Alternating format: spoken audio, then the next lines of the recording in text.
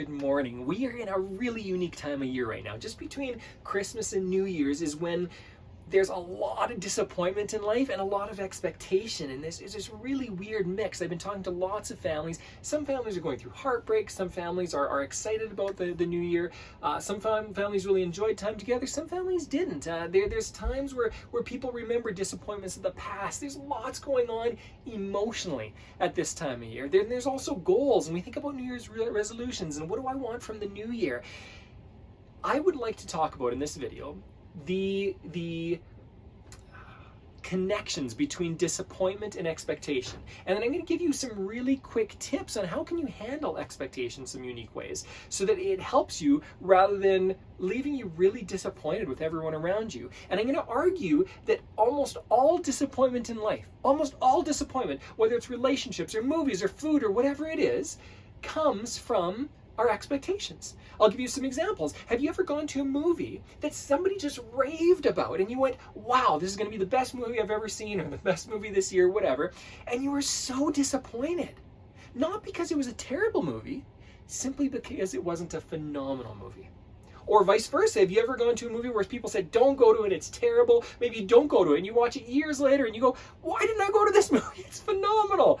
Because your expectations were low and it exceeded those expectations, you thought it was great. In another movie, because it was a little bit lower than the expectations, maybe a lot, maybe a little bit, you can be really disappointed. Can we not? This happens with food as well, where somebody says this is going to be great, or this restaurant's going to be phenomenal, or you're going to meet this person and they're great, or they're horrible, or whatever. When we have our expectations, it sets a bar. And when something exceeds our expectations, we are so excited. And when something is less or doesn't meet our expectations, we're really disappointed, even if that thing is great. It's just not the best. I know that this has happened to you in many ways. I've actually gone through a lot of disappointment in the last few days, in the last few weeks, or even the last few months, where it comes to expectations and whether those expectations are fulfilled or not. It can be whether a real estate deal comes through. It can be with relationships. It can be with a lot of different things. Now, what do we do with expectations? Should we just give up? Should we have no expectations? Well, I'll give you a tip here. Instead of having just a certain expectation, some people say, well, I have high expectations and I should have high expectations and I keep those high expectations. That's okay. If you want to keep high expectations, that's okay. But what I'd encourage you to do is practice curiosity. Try to learn more information. When we become curious, we typically set aside that judgment part of our brain and we focus in on what we are curious or interested in. And usually that sets some of the expectation aside and moves into a relationship, an experience, whatever it is, with more curiosity. Now, this is difficult if it's a long-standing relationship or something that has happened a lot of times. It becomes more and more difficult to go in with curiosity rather than simply expectation, okay? And again, we just passed Christmas time. A lot of families are struggling with expectations, maybe with their kids, maybe with their parents, maybe with other family members where they expected to have a great time, or they expected maybe better things from themselves, or maybe you expected not to eat so much. I know that happened on Christmas Day for me. I typically am good with eating, and on Christmas Day I ate way too much and felt really horrible afterwards, and I was really disappointed in myself. Instead of just being disappointed, instead of setting low expectations so everything exceeds it, that's not what I recommend. I recommend people having high expectations, but practicing curiosity, asking questions, learning a little bit more. When we're curious about something, we kind of can put some expectation aside and simply explore an idea, a topic, an experience. Now, one thing I wanted to explore today with you, or this morning, is what do we do with goals? There's something that I wanted to describe, and that's confirmation bias. Confirmation bias is the psychological, the way our brain works, that basically says, look for these things. So when we expect that something is evil or bad, we're going to be looking for those things. When we expect something to be wonderful, we are looking for those things. And if we don't find those things, again, we're disappointed. But confirmation bias simply means that we are looking for those things to confirm what we believe, or to confirm what we're already looking for, or to confirm what somebody has told us. Okay, that's confirmation bias. Now, confirmation bias can work against us. I've got a relative who talks about awful drivers as being from a certain ethnic background, which is horrible, because in my experience, There are awful drivers from every ethnic background, both sexes. No matter what your background is, no matter what I'm trying to be inclusive here in many ways, but legitimately, there are bad drivers from every age group, from every class, from socioeconomic status, whatever it is. And so when we are expecting a certain race to be bad, what will happen when we're driving is we will notice when that is true, when this certain race or the certain sex or the certain age or whatever is driving poorly in our opinion, and we won't notice when that belief is actually gone against. For example, when somebody from our own ethnic class is driving terribly, and it's our own age group and it's our own similar to us, we will typically disregard that information. Now, how can we use this to our advantage? Because this happens automatically in our lives. How can we use this to our advantage? Well, I want to introduce an idea that I've talked about before, and that is affirmations. What an affirmation is, it's not like this mantra that somehow magically changes your life. You don't say, I want to be rich, I will be rich, I will be rich, I will be, and you just magically become rich. That's garbage. If anyone tells you that, throw out anything else they say. You change your channel, do something else with your time, okay? That's terrible information. What an affirmation is a way to set an expectation and to set a confirmation bias. In other words, when we start affirming something in our lives and repeating certain ideas in our minds, we start looking for those. Our subconscious mind starts looking for those things. We start to look for confirmation of those things. So if I say, for example, I treat people with respect and honor. I care about my clients, and I do everything I can to help them. What is going to happen in the background, if I repeat that to myself enough times, is I'm going to start looking for opportunities to do that. So there's this expectation set. It works with confirmation bias to help me and my clients. That's a wonderful thing. If you set an affirmation of, I will treat this person with respect, or I will work towards whatever with this person, then guess what? You're going to be looking for opportunities to make that happen. And that's a beautiful way to use confirmation bias with expectation to make the world better and to make our own situation better, to improve others' lives.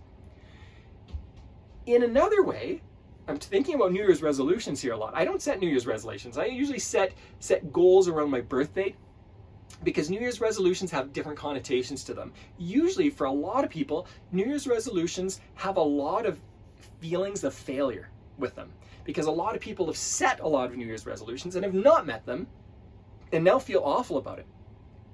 So when they set New Year's resolutions, there's a small expectation going, I'm going to fail, I'm going to fail, I'm going to fail. That affirms how looking for failure. We confirmation bias, we look for opportunities to fail, or we look for times where we could read it as failure. Or for example, I've told some people when I was in grade 2, I had a teacher that told my family that I was mentally retarded. And in that experience, I go, how many times throughout my grade school years did I confirm that in my life, that I got a report card that said 55% or whatever, and I went, I'm not too bright, whatever. We look for opportunities that confirm what we already believe. So what I'd recommend, if you struggle with this, is to start setting different expectations. Explore, be curious, understand why this might be in your life, and maybe just change something. Instead of setting expectations like a New Year's resolution, maybe set that expectation or those goals at a different time of the year, where you don't have the same emotional baggage connected with it, or do something else. Here's the other thing that I would encourage you to do. Start affirming things start using affirmations to help set these confirmation biases in our brains, in our minds, so that we start looking forward to the right things instead of looking forward to the wrong things. I'm sure that you all have somebody in your life that's constantly looking at the negative, that's constantly looking at things that won't work, and everything will fall apart. Instead of becoming like that, start to become a little more optimistic. Now, a lot of people go, well, I'm not going to be optimistic, I'm going to be realistic. And I would actually argue that it pays to be optimistic. When somebody's constantly looking for, how can this work? How can I create an opportunity? How will I figure this out? They are more likely to succeed. Generally speaking, this is my belief, generally speaking, optimists do better in life. But even if optimists didn't do better in life, they at least live a happier life. And is that not worth it? Is it not worth it to practice setting expectations where you're going to grow or you're going to learn? Now, here's one other thing that I'm going to cover quickly before I shut things off here. What about for people that say, well, I don't want to set goals way too high. If they're way too high and I know I'm not going to reach them, I know I'm going to be disappointed. Well, guess what? One problem is what you're telling yourself right there. Here's my belief about this. Working with hundreds of people, constantly helping them through business and life, what I believe is that there are two groups of people. It's not two groups, it's on a continuum, but the extreme on this side are people who go, everything is beautiful every day, everything's wonderful, I'm going to achieve everything, okay? And no matter, it's kind of like rose-colored glasses, no matter what goes wrong, they go, oh, it's beautiful. And you've got on this side, people that go, if anything goes wrong, it's going to devastate me. Well, I would probably say for the people that are devastated with any kind of failure, set smaller expectations, start small. Okay? Or if you're somewhere in the middle and you go, this week I'm struggling, set some smaller goals. Just get yourself moving in the right direction. Smaller expectations that still push you are going to be helpful. If you're more on the end, or it's that week for you of the month or the year or the whatever, where you are thinking, I'm unstoppable, I can do this, then set higher expectations and work towards those. Again, this is not perfect. Again, when I work with clients, usually I'm making sure it fits their individual situations. But hopefully this helps in some ways. And what I'm going to challenge you to do is set expectations for the day, for the week, for the month, for the year, for the quarter, however you look at things, for the decade, and then start to affirm things in your life. Look to confirm when you are succeeding, and if you can start to look for things where you're succeeding instead of ways that you're failing, what's going to happen is you will start moving that direction a little bit more. I'm going to give you a last example. Have you ever had a week where kind of everything went right? Every time you asked for help, someone would give it to you. Everything you did came across really well. Often the case in that situation is not that everything goes right. It comes from two things. One, we build confidence as we do one thing well and we get good positive feedback from others, we tend to feel more confident, we do a better job, we're confirming things in our heads, right? That confirmation bias. So it starts to snowball in the right direction, as well as we kind of ignore the things that haven't gone perfect in that day. And that's okay. What I'm going to recommend is that you set affirmations, you affirm things in your life, you set that confirmation bias to look for things that are going to help you rather than the failures. And success, I saw a pictographic, I saw a picture, representation of success and failure. And most people think like you either succeed or you fail. And that's not the way it works. The way it truly works in life is you fail, and then you succeed. And that's the way success works. So fail lots, but don't focus on that. Focus on the successes, focus on what helps you, and that will generally lead to a happier life, like I said, but it'll also help you achieve more. It will build confidence, and it'll be far more enjoyable to be around, which means you'll have better people around you, and they're encouraging you more. It ends up being better all around. Enjoy the rest of this week. Enjoy the rest of 2021 and all this has to offer, and look forward to a 2022 that you can succeed and you can work towards your goals. That is a far better outlook than the opposite. Enjoy your day.